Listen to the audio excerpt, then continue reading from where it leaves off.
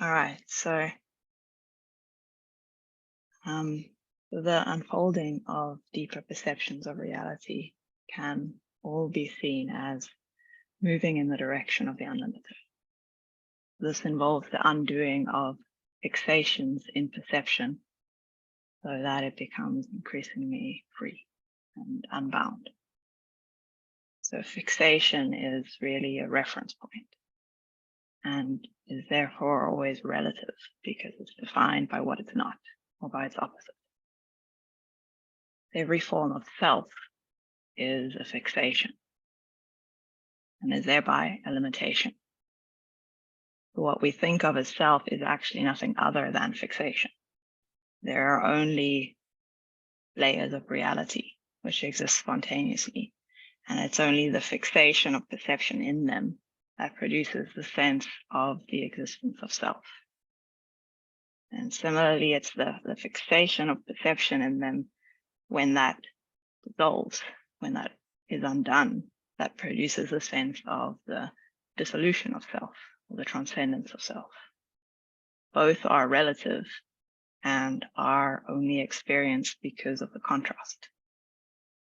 So what is unlimited can't be known through contrast because there's nothing it's not. So this, which is unfolding in all of us here, appears to pull in the direction of the unlimited if we allow it. Mostly we put the brakes on. So as it's allowed to unfold, there are increasingly subtle levels of self that fall away. And these are nothing other than fixations of perception in levels of the system or of reality. These make up every level of self.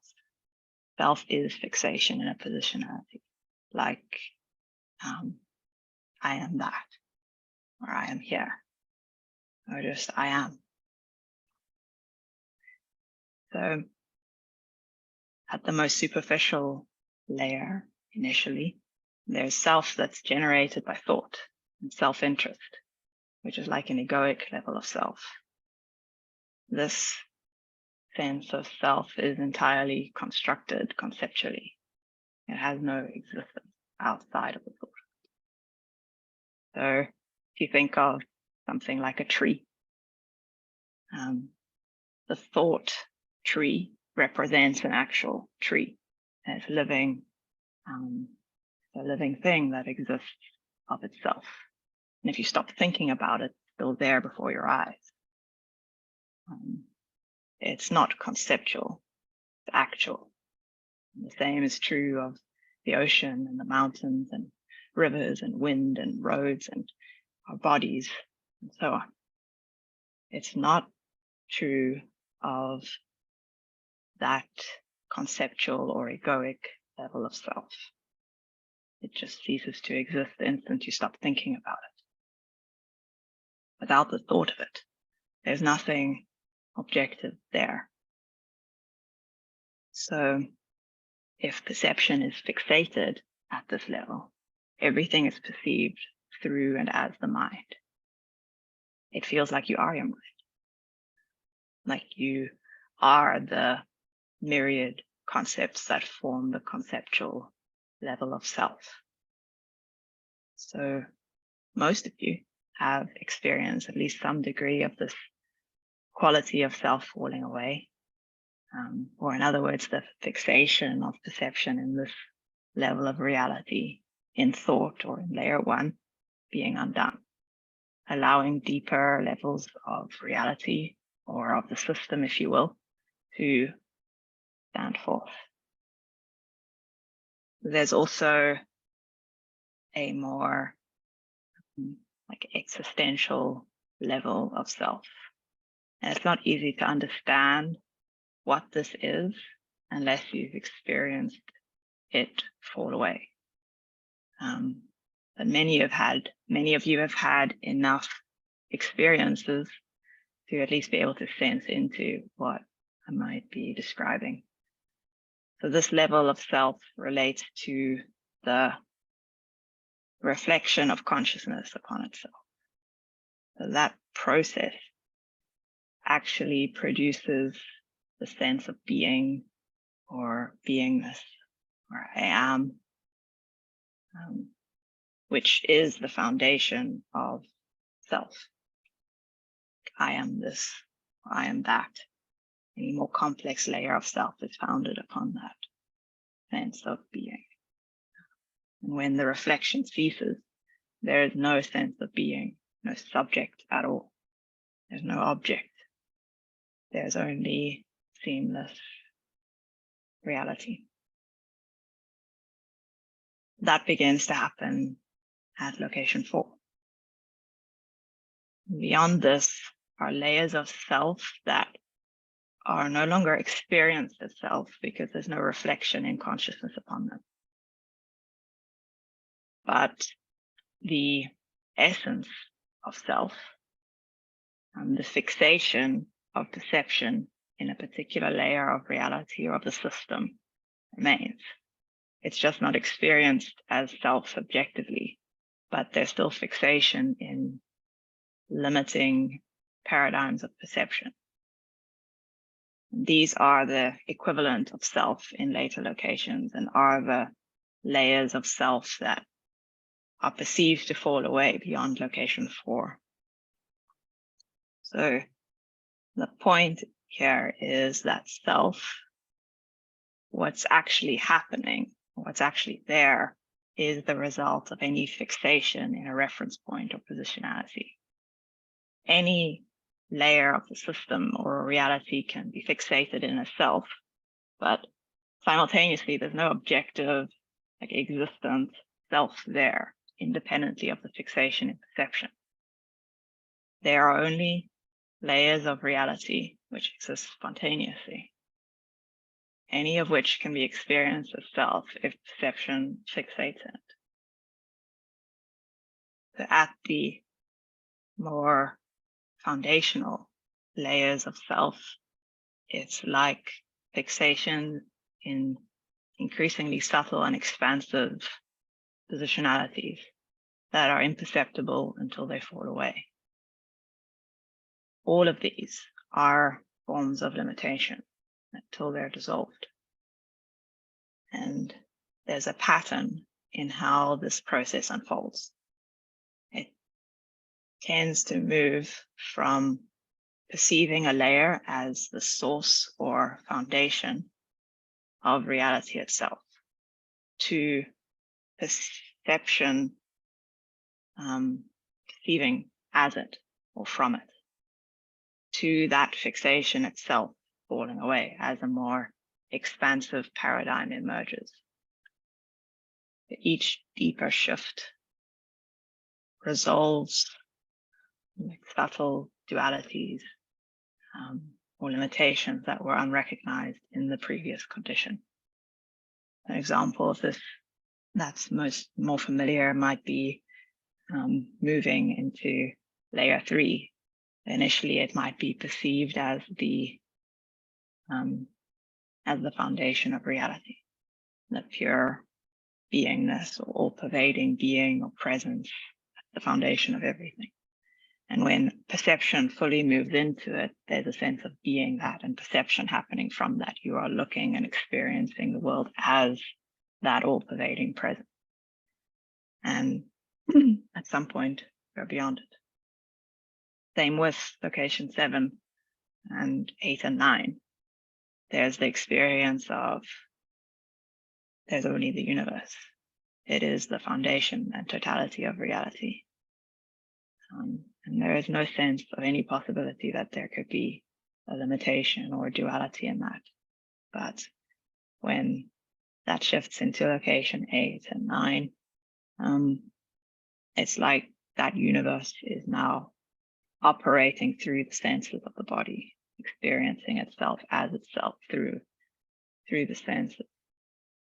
So that's the kind of pattern that you can see happening as these limiting paradigms of perception are transcended. I've been talking about it mainly from the perspective of reality. and layers of reality. But you can also think of it in the context of the nervous system. So unlike the more complex layers of self that are primarily conceptual, the more existential layers of self generally appear to be the consequence of mechanisms relating to processing perception at low levels in the nervous system. So these layers of the system are necessary for functioning, so you can't get rid of them, you can't go away. Subjective perception can move beneath them, and thereby go beyond the limitation of that layer or quality of self. However, this doesn't remove these layers from the overall system, or the body couldn't function. So this means it's also possible for perception to move back into these layers, where the perceptual processes that produce a certain quality of self, or locality, or existence, or duality, to return to subjective awareness. So that's fluidity. What doesn't need to return is the positionality or the fixation in the layer, which is what produced the limitation. So it can be perceived without being attached to as self or as foundational to reality. So from this perspective, there's neither, in reality, there's neither self nor the loss of self, nor the return of self, if you're going back into layers where you can perceive it again.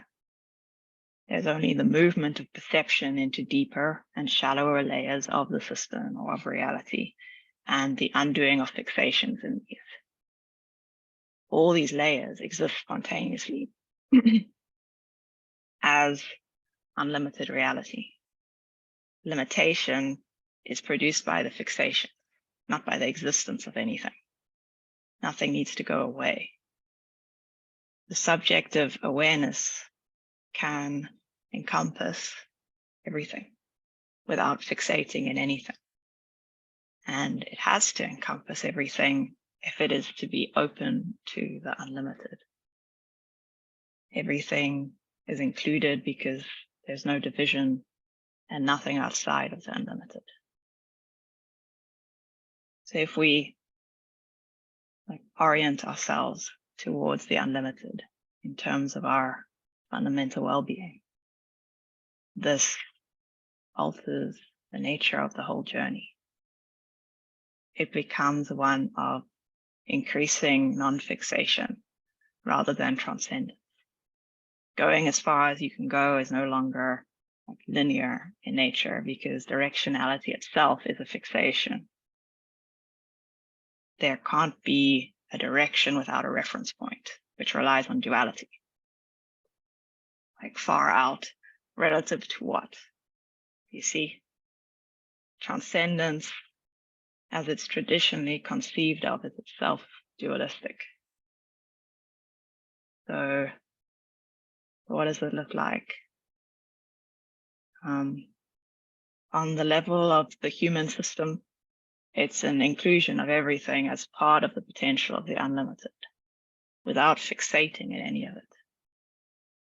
It doesn't define you or what anything is, but its existence is necessary. It's necessary because to exclude it would be a limitation.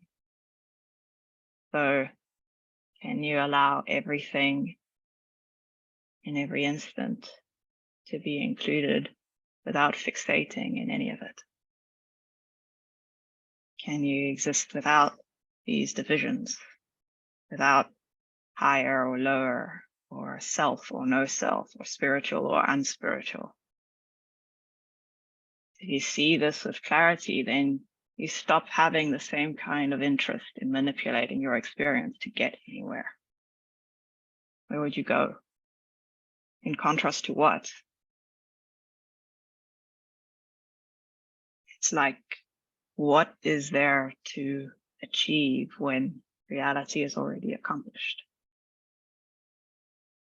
Now, this doesn't mean that evolution doesn't happen. It does.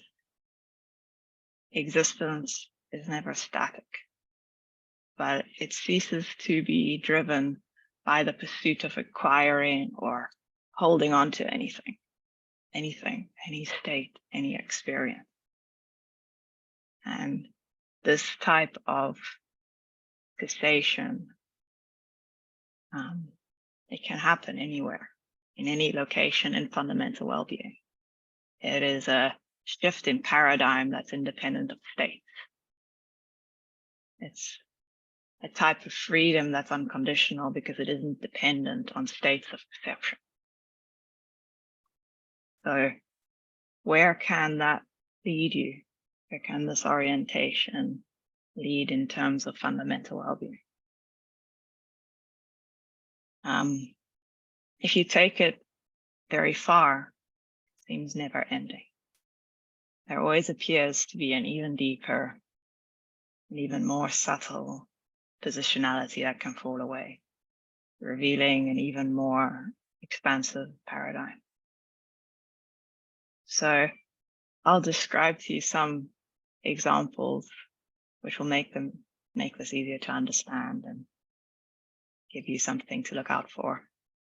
So as I do this, bear in mind that these are essentially anecdotal and based on subjective experience, not some kind of conclusive or comprehensive map of deeper states of perception, and certainly not ultimate truth or anything like that. So one example would be if you're coming out of layer 1 into layer 2 or 3, the fixation moves out of concept or form, body and mind, into what is formless. And experience is, I am formless emptiness, or I am awareness, I am spirit. And initially there is a duality between form and formlessness until this falls away. And then there is only oneness, only pure beingness on the ground of being. Emptiness is form. So here it would seem the oneness is complete because there's nothing outside of it. It has no opposite. But there's still the duality of being and non-being. The condition of being, of the sense of foundational pure beingness, is fixated in. And that implies its opposite could exist. In reality, everything exists spontaneously, independently of the condition of being or non-being. There's no separation to be found. There isn't reality which is separate from and subject to the condition of being. There's only pure existence, indivisible, without any states or conditions, including that of being. So if you get to that perception, you're most likely in location 4 or later. And that fixation in being is what produces the sense of self. And when that falls away, there's no being or non-being. There's only existence in spontaneous unfolding. Now, this appears to be complete oneness. There's only the oneness of existence. That existence is still local. It's here and now. It's actual. Perception can go beyond the actual or the existent. It can go beyond being fixated in what is here and now. And then everything feels like it's only potential. Perception no longer feels local.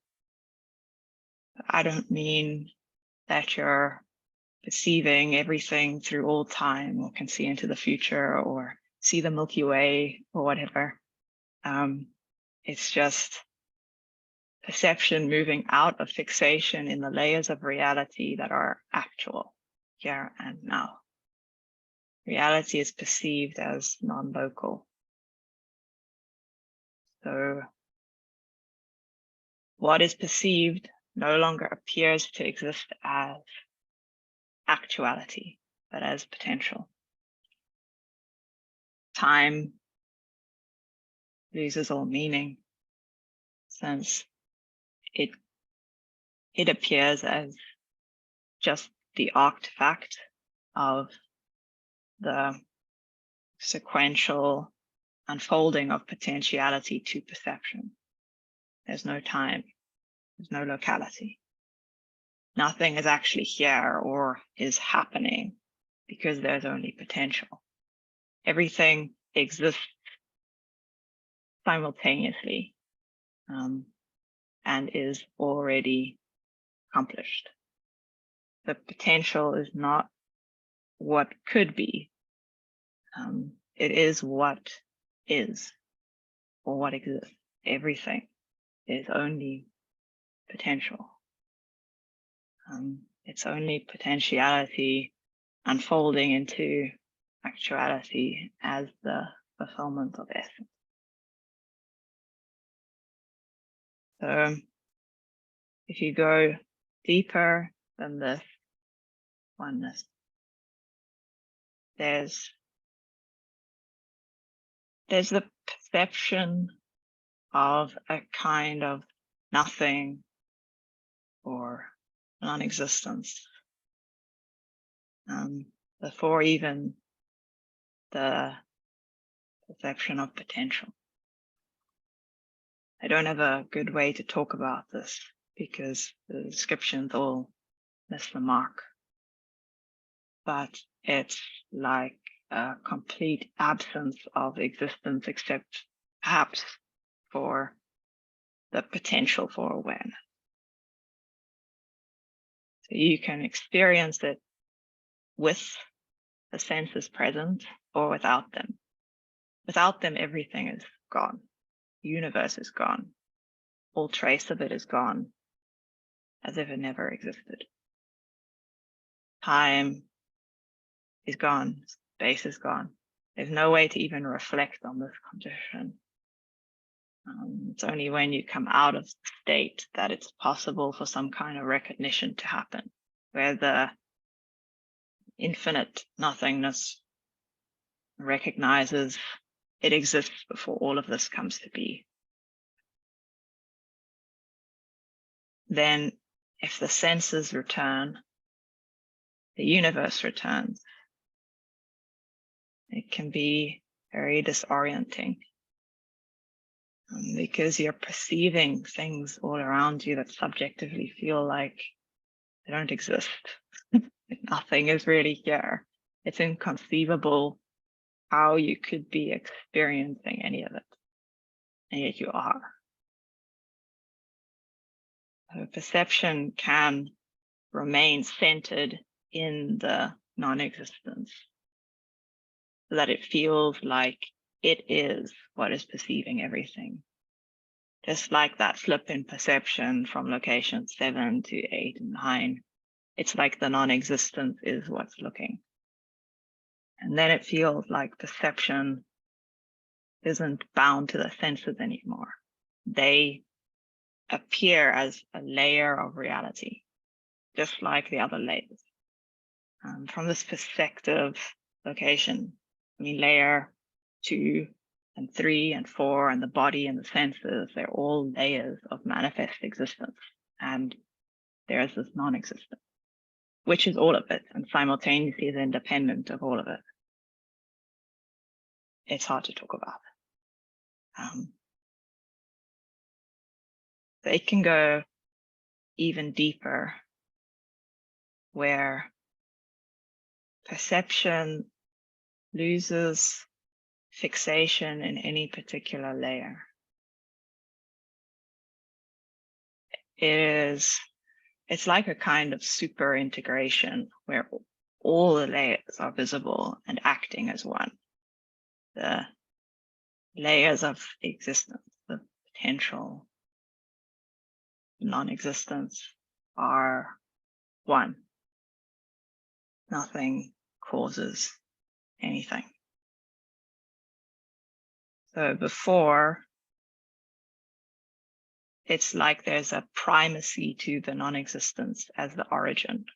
The non-existence or nothing extends itself as all of existence without any division whatsoever, barring that the non-existence is primary and the existence is secondary.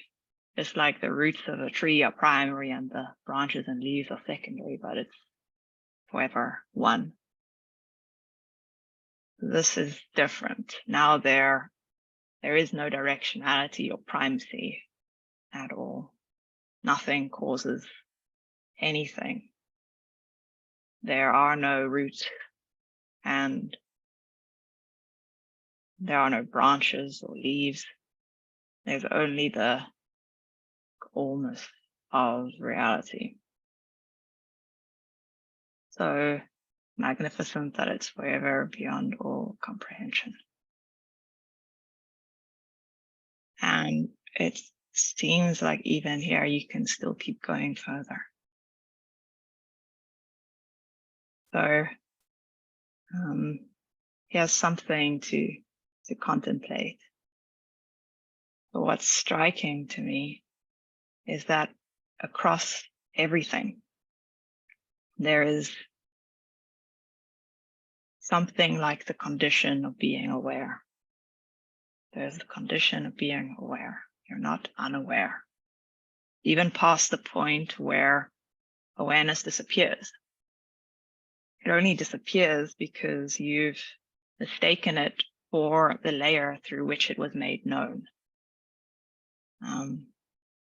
As if every deeper layer is just transparent to awareness, and whatever the deepest layer is you can't perceive is like merged with it in your perceptions, such that you think it is awareness. And then when the qualities of that layer fall away, you think awareness has fallen away. And this happened to me with layer 4. Suddenly awareness was gone and I was very disturbed. Because at this point, awareness was like the foundation of being. It was layer 3 that sort of changed this infinite field of awareness or being, and that falls away. Yet the condition of being aware never went away. It's just that in layer 4, it's like existence is self-revealing. The quality of being aware is appearing as intrinsic to existence itself. And there's no awareness as such because it doesn't stand on its own any longer. It's experienced as existence or as intrinsic to existence. And then if you go past that, it's like everything is a dream of an infinite mind. Everything is awareness. That potential is nothing but substance of awareness, of that which is inherently aware, but on an entirely different level than we would normally use the word awareness. More like everything we see here is an epiphenomena of awareness.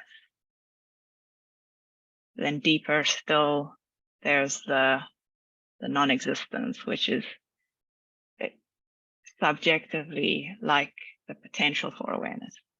Although it isn't really potential, it's just awareness in the absence of all experience or qualities. So there always seems to be this condition of being aware, something which is itself not a state of perception, yet shines through all of them. It's like an infinite context for all of reality. That which experiences all states is itself not a state. it is all states, yet is independent of all of them. Its freedom is unconditional because it isn't dependent on a state of perception.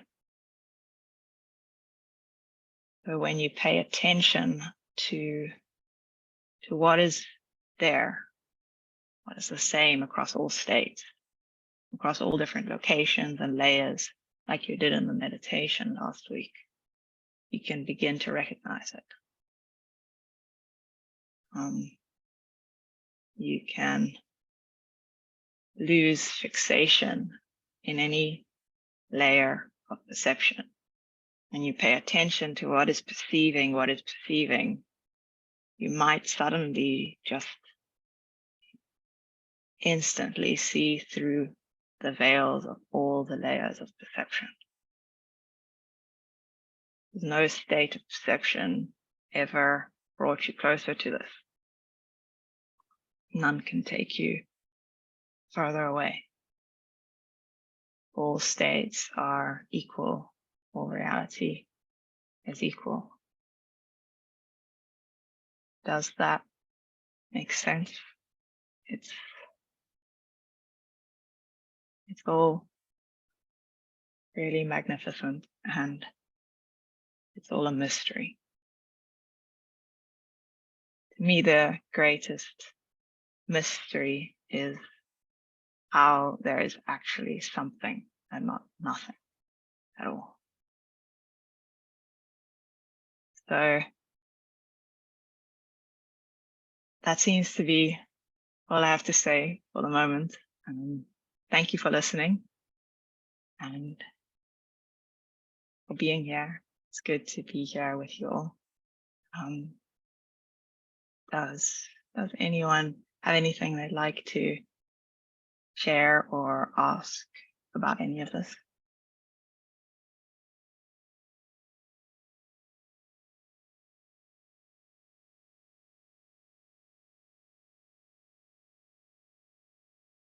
Oh, there are chat things.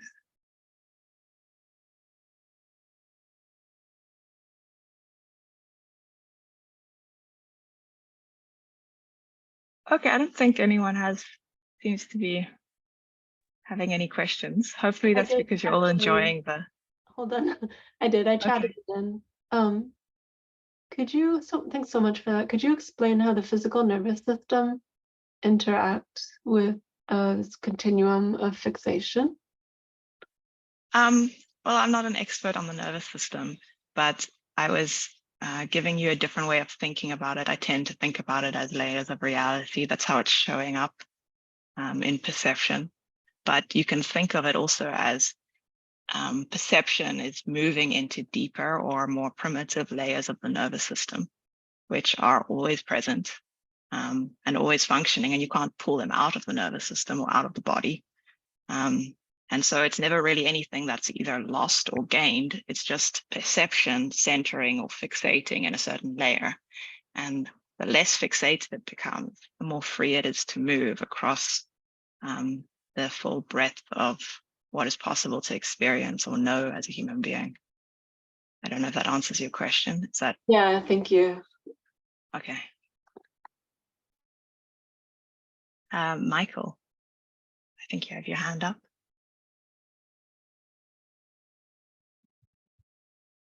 You disappeared. Hear me okay? Oh, you're back. Oh, you're back. Yeah, I can hear you.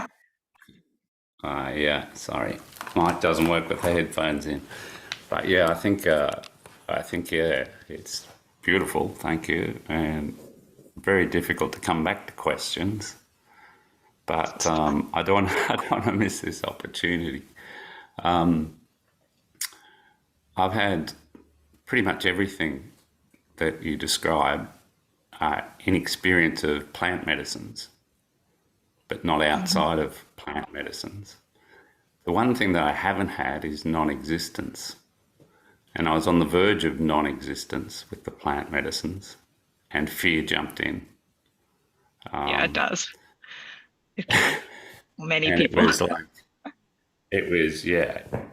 And it was just prior to that absolute oneness. But the other thing that I experienced as a part of that too was living like this life, my life, every possible permutation and combination of decision that I could make in this life, multiple times, like an infinite number of times, until I got to a point, well, how many more times do you want to make that? Okay, it's done, go off in that direction.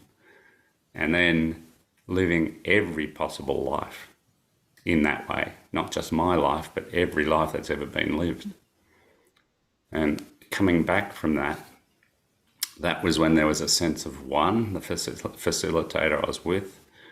I kind of looked in her eyes, and then it was just one, and then there was non-existence. Like as there being just existence, there was a possibility of non-existence, and that's when the terror jumped in. So there's a couple of questions, I guess. So one is it just a matter of timing and the rewiring to get to the point where this happens outside of plant medicine experiences? So is that just a matter of patience and keeping on with the work? And the other question is, how do you avoid how do you let go and just sink into the terror and allow the not let the terror stop you? So thank you very much. Really appreciate this. Awesome. Thank you. Sure. Yeah, I think you can certainly experience these things with plant medicine, because they're just, you can think of them as layers of the nervous system or of reality. They're there. And normally perception, or it is just too much fixation and not enough flexibility or unboundness for it to move out of a certain range. So the less fixated it becomes, the more free it becomes to move. And I think the plant medicine seems to facilitate that for some people, can take it in that direction. The fear in my experience, which is limited, talking to some people, it seems like your system will just keep going up to the edge of it, and at some point it just won't pull back. And there isn't, I mean, at those depths, you're usually not experiencing agency in all likelihood. You're already probably in location 4 or later. This kind of duality can present itself, and it does produce, this kind of terror in the system that wants to pull back, or it pulls you out of that whole state to get altogether. But it seems like at some point the system just allows it, and it doesn't produce the same kind of reaction. And so if you want to actively pursue it, it would be to just go to the edge, whatever, closeness to it that you can tolerate, and just remain there until the system acclimatizes, and then, eventually it will just allow you to fall into it or be pulled into it. I can give you all sorts of logical answers, but those tend not to satisfy it. It's this very existential level of fear of non-existence or oblivion that arises, and isn't really a rational way through it, other than just moving up to it, and at some point you just don't pull back. There isn't that reflexive response, which is, in my experience personally, it's the consequence of a kind of devotion. I don't, as far as I know, it's not everyone experiences that way, but it's like a devotion that kind of makes all fear irrelevant. All fear becomes sort of illusion in the face of it, and that leads the system to just walk straight ahead. The other question I don't remember now, but I remember thinking that maybe Jeffrey knows more about it, because it had to do with, oh yes, I think it was, you asked like what brings about that sort of deepening, and does it take more time, or that kind of thing. I'm not sure to what extent it relates to changes in networks or whatever, because I don't know, what this is that's happening.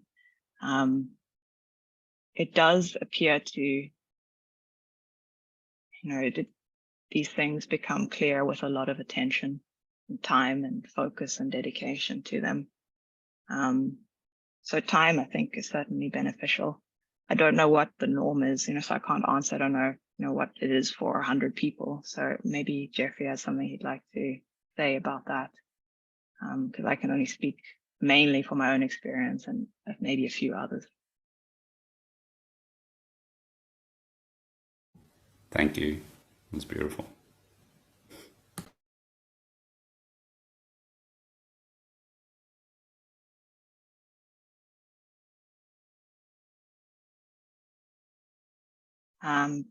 Okay, I'm assuming Jeffrey doesn't want to add anything to that. What I can say, what I could add is just that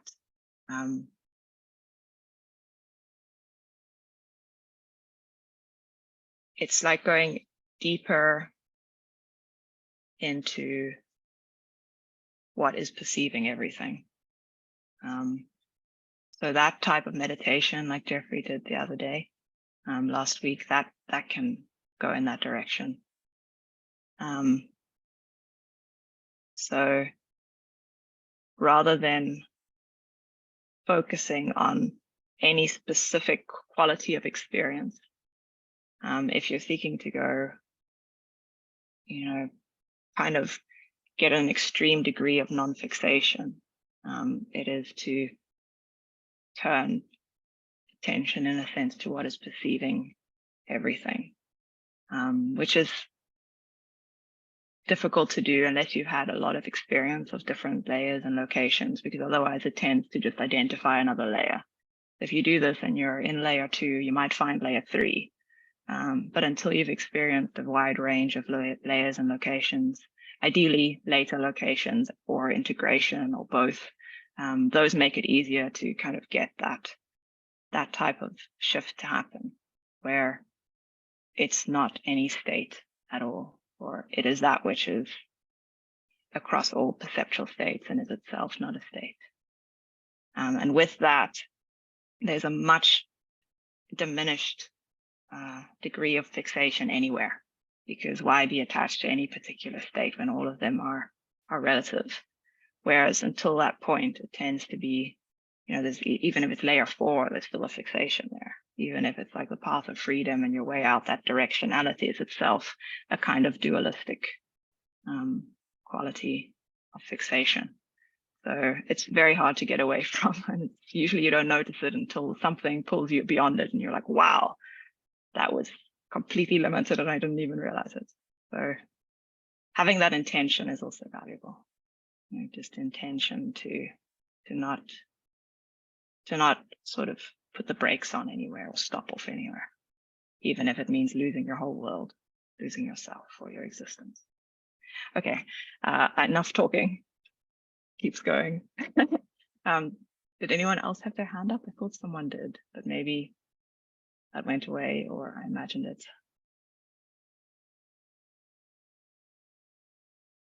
There's some questions in the chat too. Oh, is it? Okay. Not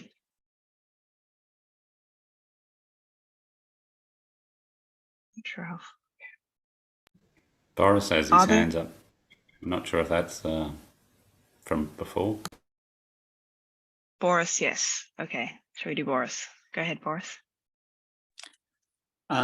Maybe you can tell me if this is a little too conceptual, but what's always kind of confused me is if you're going in this trajectory away from fixation, it almost seems like sometimes people come back and reacquire a fixation, like a point of view about that non-fixation or something. I'm just trying to figure out how that makes any sense. To me, it feels like it's going back towards that kind of concretized, ossified kind of thing. Or is it just, a layer that's sort of integrated into this sense of overall non-fixation, if that makes any sense? I think if I understand you correctly, then that can happen. The mind can do that. The mind has a tendency to operate very dualistically. And if it gets attached to a concept, then it will produce that kind of fixation as you're describing. But if there's an overall orientation in the system that simply seeks the unlimited, seeks to not exclude anything and to not fixate on anything or attach to it, then it tends to just keep going. It will temporarily get stuck somewhere because that's just what it does. And then something will free it up and it will see, a vaster paradigm. I'm not sure if that answers your question. Is that? Yeah, I think so. And I think maybe the question was sort of like, is a refixation necessary for sort of re-entering and relating to everything, something like that. I think there's always some degree of that happening, because you never quite get to experience that this is like the unlimited, even though it feels that way all the time. You just keep going beyond things, and so there's always an unseen level of that happening, and some degree of it, in order to, who knows, it just seems limitless. So. Okay, thank you. Sure. Tamara, you have your hand up. Yeah, I wasn't going to ask this because I know it's such a dual question, but I just keep coming back to it. Like, I don't know, my curiosity just comes, like, I have not experienced what you're talking about. And so my curiosity is just like, when you're in that place, what happens to like how you perceive human cruelty? Well, it depends where you are, because I described a lot of places. But I'll describe something that happened to me, because I had a kind of very negative or difficult brief experience before transitioning to location 6. So I was already in late locations for a long time, or like location 4 at least, whatever. And so I had no emotion and anything. But then I was at this harbor and there were people like had caught an octopus, and I love octopuses, animals in general, and it was so beautiful. And they were going to obviously, like, they were sort of stuffing it into a bag, and I was just like horrified by this octopus anyways. And it triggered this bizarre reaction where my system had this really negative emotion, all the, ordinary human reactions to cruelty. Obviously it was an octopus, but whether it was, whatever form of cruelty. And then that carried on for a few hours. And at some point there was this shift. I don't think it was initially about the octopus. I think it just happened spontaneously. But very soon it sort of occurred that there's only life.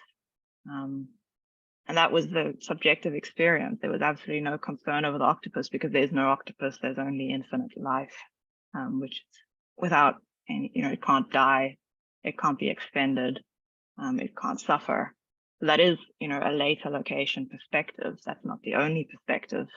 And so, the further you go, the less reality any, human cruelty or any experience of suffering has to you from that perspective, which is itself a fixation, in a very deep perspective. The less you're fixated in that, the more your system can be flexible and can see from multiple perspectives at once. And that gives it, I guess, a more multifaceted understanding. And then, the system can choose where you want to engage with the world from. You may not feel that you want to engage from that place of just simply transcendence,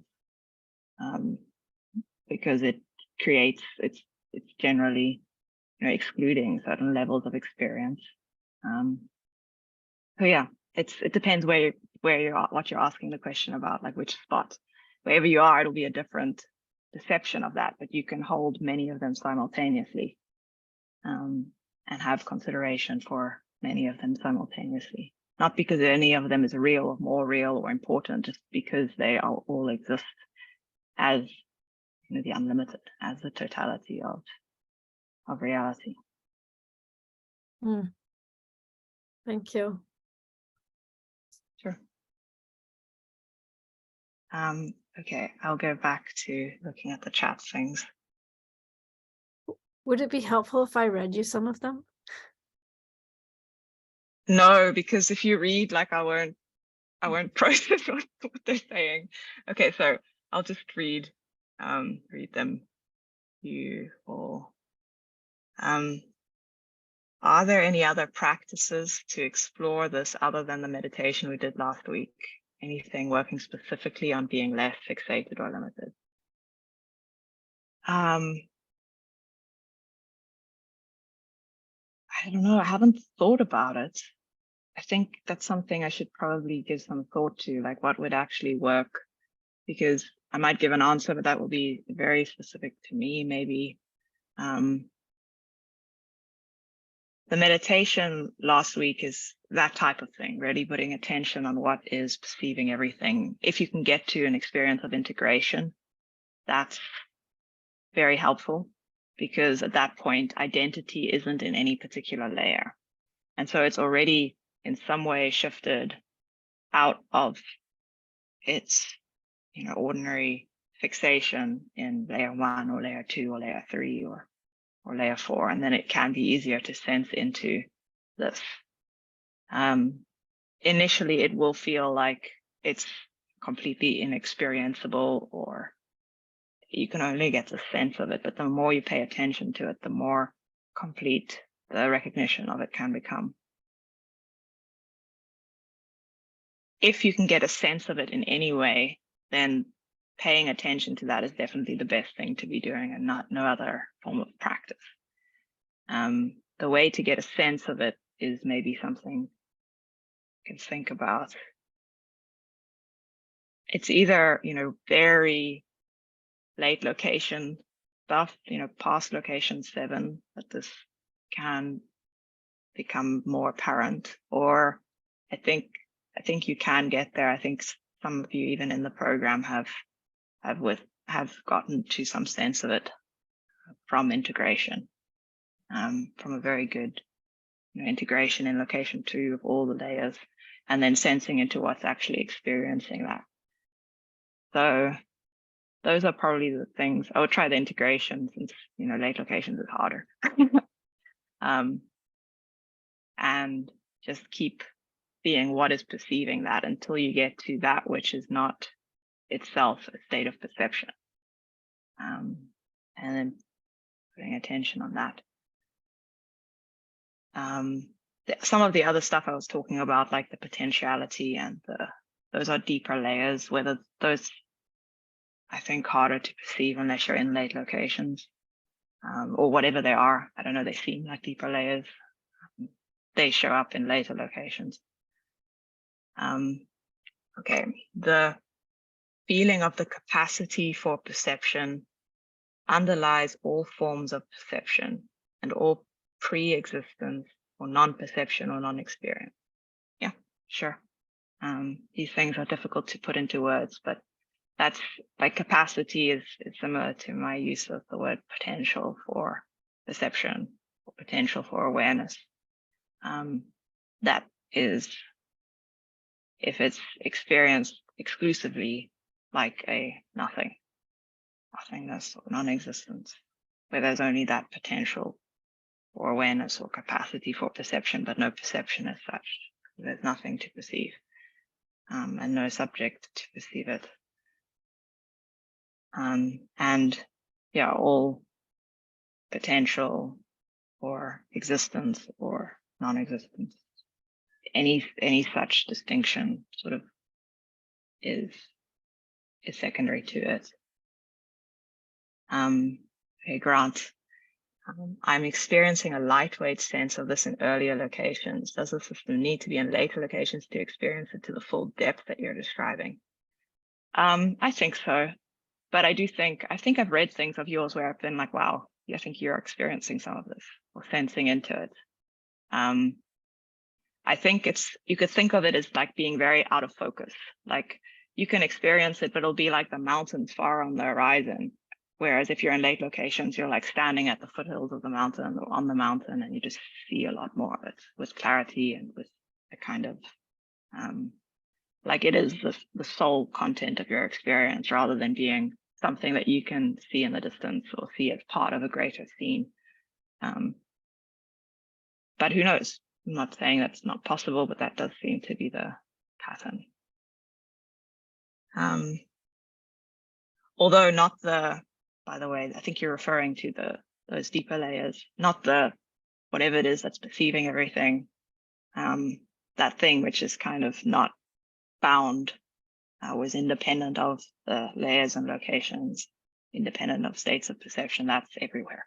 You don't need to be anywhere specific necessarily for that to be recognized, because it's not a state of perception. Alexander, is it that pure potentiality that decides to fixate itself somewhere to check it out and explore, like layer 3 in location or charmed life, for example, like a playful fixation, pretending to be fixated even?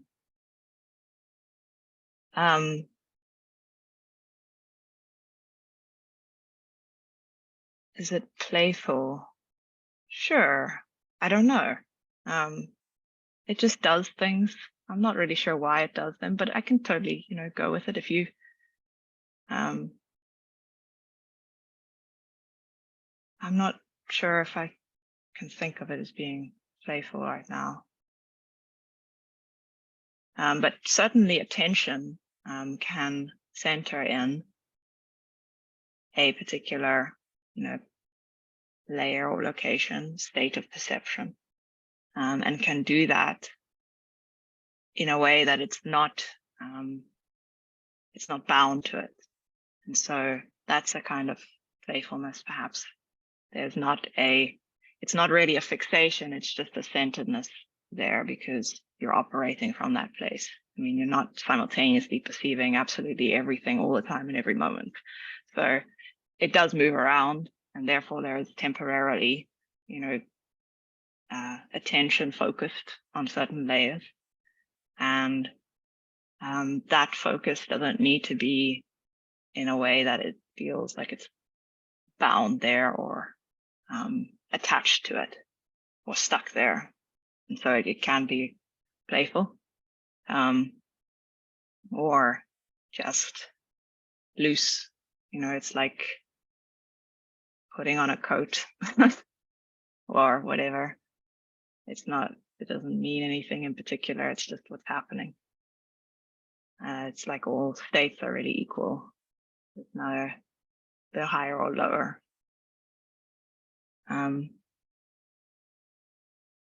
Ari, your system can reframe the fear of dying as instead being returning to your true home. Sure, yeah. I mean, you can have these experiences where it feels like you're dying and then it's awesome.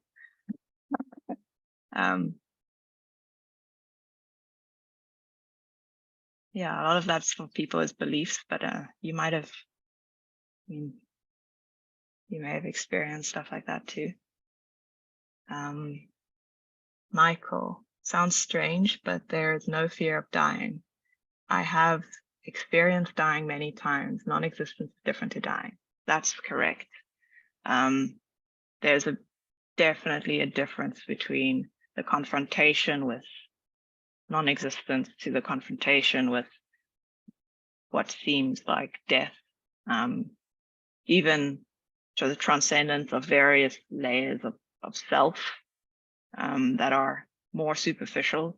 This confrontation, you could say, or the encountering of non-existence feels final in a way that's not comparable to other kinds of death, and therefore, brings up a very primal kind of fear that, I don't know, other than for my own experience, a kind of devotion and just exposure to it that takes you beyond it.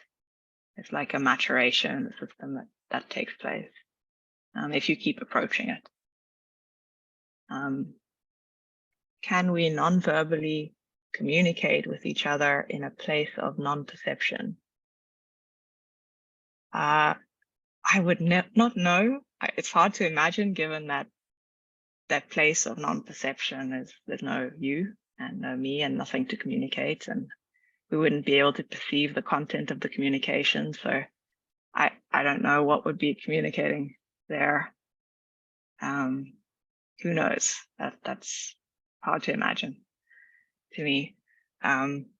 Amir, does it seem to you the noticing of the correlate with physical relaxation at all? Is it disassociated, not at all correlated with indications of fixation in the nervous system?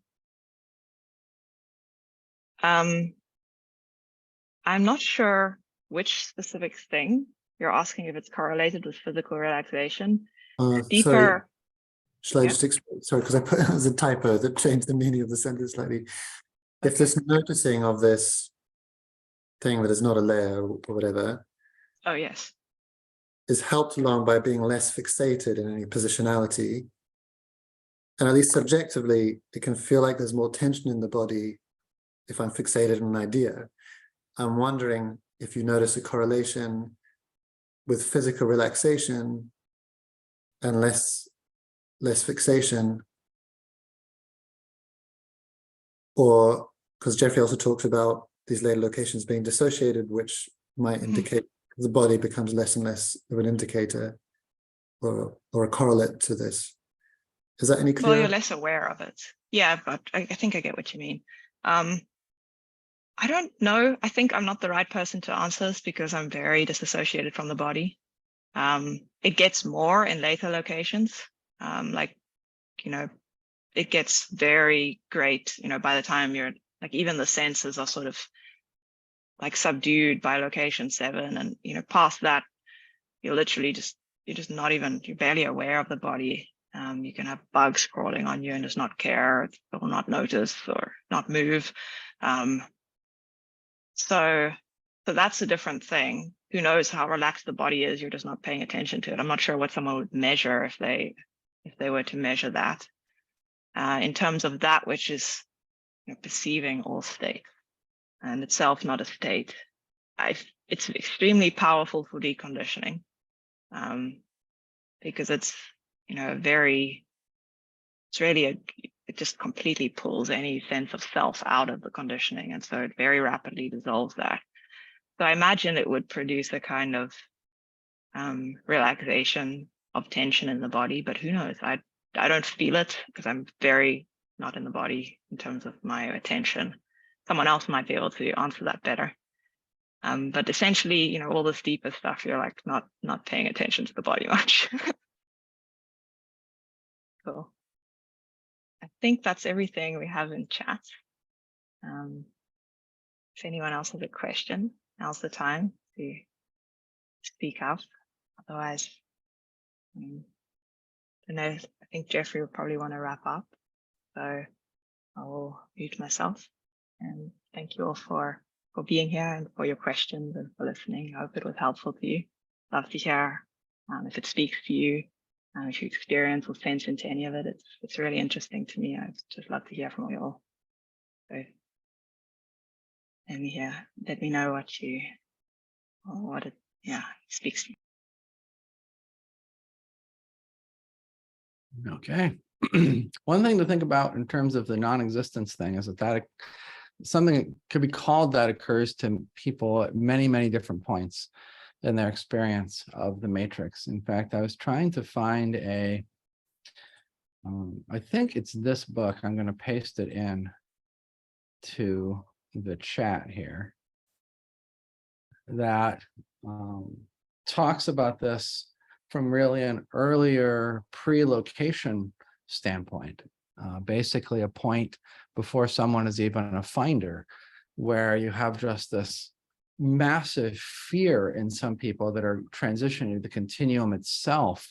And it really feels like just as a part of that transition, there will be that level of sort of experience or thing happening for them. It just feels like they have to sort of fall into non-existence, if you will. And so if you rewatch this, I think it's very important to could go back and really specifically, precisely try to get into the definition that Annemiek gives today, because there are many other similar types of things that have been expressed, and you don't want them to all be sort of muddied up in your head and to be married with this.